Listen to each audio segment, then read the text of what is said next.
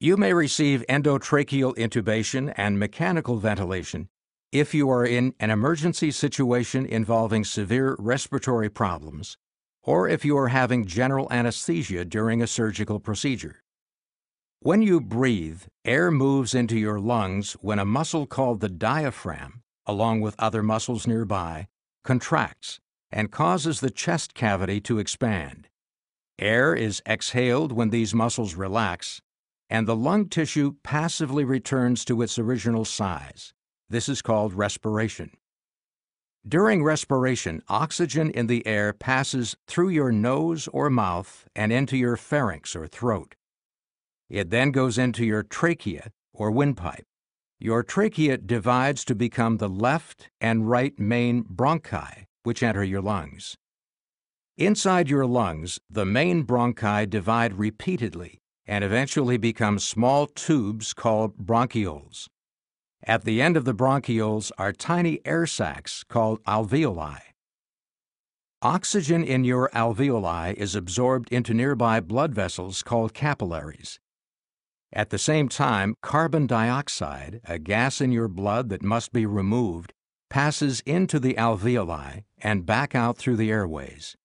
This process is called gas exchange.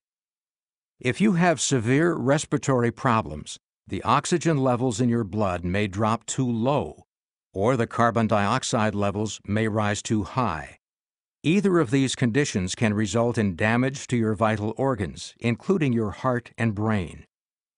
Some conditions that may lead to severe respiratory problems include drowning, an obstruction in the trachea such as a foreign object or tumor, obstructive pulmonary diseases such as asthma, chronic bronchitis, and emphysema, diseases such as pneumonia and acute respiratory distress syndrome, or ARDS, severe weakness of the muscles that control breathing, and damage to the bones and tissues of the chest. Under these circumstances, you may need additional oxygen or breathing support through mechanical ventilation. Mechanical ventilation is also used during surgical procedures, for delivering anesthetic drugs, preventing the aspiration of stomach contents into the lungs, and closely controlling the levels of oxygen and carbon dioxide in the blood during surgery. Before you are intubated and ventilated for a surgical procedure, an intravenous line or IV will be started, and your doctor will give you medication through your IV to put you to sleep. As the medication takes effect, he or she will place an oxygen mask over your nose and mouth and ask you to breathe deeply, ensuring that you will have a reserve of oxygen in your system prior to the procedure. The first step in mechanical ventilation is called endotracheal intubation. Once you are asleep, your doctor will use an instrument called a laryngoscope to perform the intubation. A laryngoscope, which consists of a handle, light, and dull blade, helps guide the endotracheal tube to its proper position.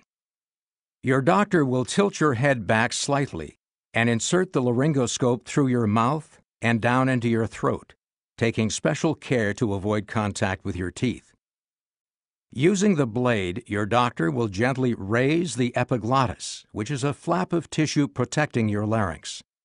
He or she will then advance the tip of the endotracheal tube into the trachea.